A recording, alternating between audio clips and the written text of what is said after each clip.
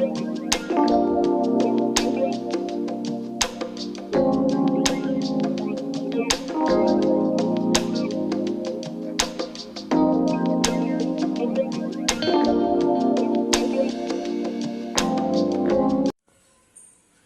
Viewers, welcome to Clara's kitchen. நான் உங்கள் Virginia. இப்போ நான் செய்ய போகிறது கீரை வடை. இந்த கீரை வடை வந்து எல்லா வகையான கீரையிலையும் நம்ம செய்யலாம். அரைக்கீரை, முளைக்கீரை, சிறுகீரை, முருங்கைக்கீரை, இப்படி எல்லா கீரையிலையும் செய்யலாம். இப்போ நான் செய்ய போகிறது வந்து முருங்கைக்கீரையில் எப்படி கீரை வடை செய்கிறேங்கிறத நான் காட்ட போகிறேன்.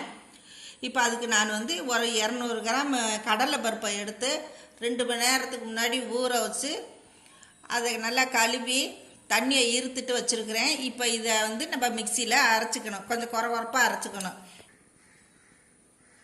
இப்போ இதில் இந்த கடலை பருப்பை ஜாரில் போடுவோம்.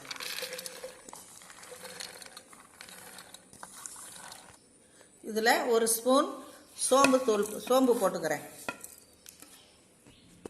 2 பச்சை மிளகா, 2 வரமிளகா, 2 சின்ன துண்டா, 2 பீஸு இஞ்சி, வெள்ளை பூண்டு பல் ஒரு 5-6 பல் பூண்டு போடுறேன். பெரிய பல்லாக இருந்தால் நீங்கள் 2 பல் போட்டால் போதும். இது சின்னதாக இருக்கிறதுனால நான் ஒரு 5-6 பல் பூண்டு போடுறேன். இதை குறப்பாக நம்ம அரைச்சிட்டு வந்துடலாம். இதில் கொஞ்சம் போல பருப்பை நம்ம முழு பருப்பாக எடுத்து வச்சுக்கலாம், ஏன்னா அதில் கலக்கும்போது போட்டால் நல்லாயிருக்கும்.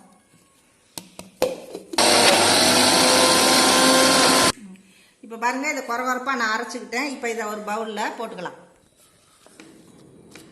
இது கடலை பருப்புக்கு பதிலாக நீங்கள் பட்டாணி பருப்பு கூட யூஸ் பண்ணலாம், நல்லா இருக்கும். இதை காட்டில் அது ரொம்ப டேஸ்ட்டாக இருக்கும்.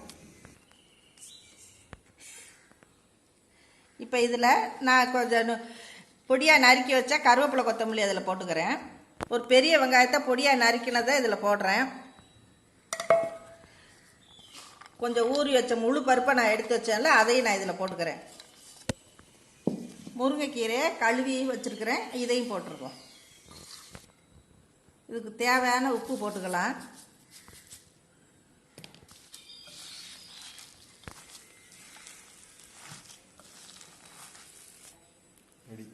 இப்போ இதில் நான் கீரையெல்லாம் போட்டு நல்லா கிளறிட்டேன். இதில் வந்து மெயின் கீரை தான் அதிகமாக இருக்கணும். நல்லா போட்டு பெசரியாச்சு. இதில் இஞ்சி பூண்டு எதுக்கு போட்டோம்னா கடலை பருப்பு கேஸ் ஐட்டம், அதனால தான் நான் இஞ்சி பூண்டு சேர்த்துருக்குறேன். இப்போ இதை நம்ம வடையாக தட்டி எண்ணெயில் போட வேண்டியது தான். அரைச்சி வச்ச கடலை மாவோட கீரையை போட்டு பிசைஞ்சு வச்சுருக்கேன். இதை இப்போ நம்ம உருண்டையாக உருட்டுவோம்.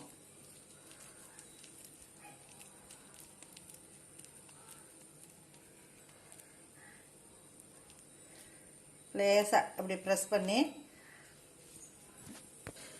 இப்போ வடையாக தட்டி ஒரு 5-6 வடையை சேர்ந்த மாதிரி தட்டி அதுக்கு பிறகு போடுவோம். ஏன்னா வடையை அடுப்பில் இருக்கும்போதே போட்டிங்கன்னா ஒன்று தட்டி போடுறதுக்குள்ளே இன்னொன்று செவந்து போயிடும், வேகாது. அதனால் ஃபஸ்ட்டு நம்ம இந்த மாதிரி வடை மாதிரி தட்டி வச்சுக்குவோம். இப்போ பாருங்கள், ஒரு 5-6 வடையை நான் தட்டி வச்சுருக்கேன். கடாயில் எண்ணெய் ஊற்றி சூடு பண்ணி வச்சுருக்கேன். இப்போ ஒன்று ஒன்றா எடுத்து போடுவோம்.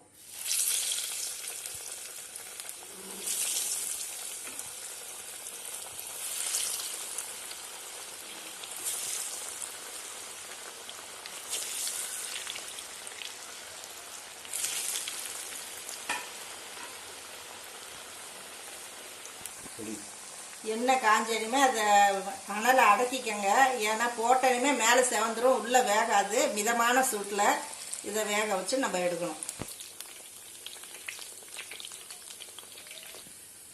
இப்போ ஒரு பக்கம் வெந்துருச்சு, இன்னொரு பக்கம் நம்ம திருப்பி விடுவோம்.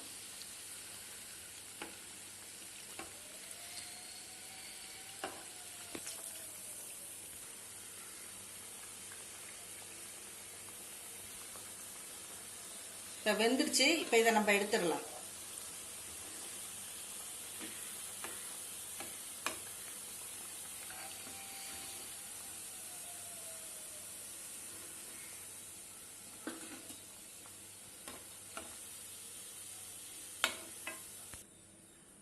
சூடான சுவையான கீரை வடை ரெடி ஆயிடுச்சு. நீங்களும் செஞ்சு பாருங்க, சுவைத்து மகிழுங்க.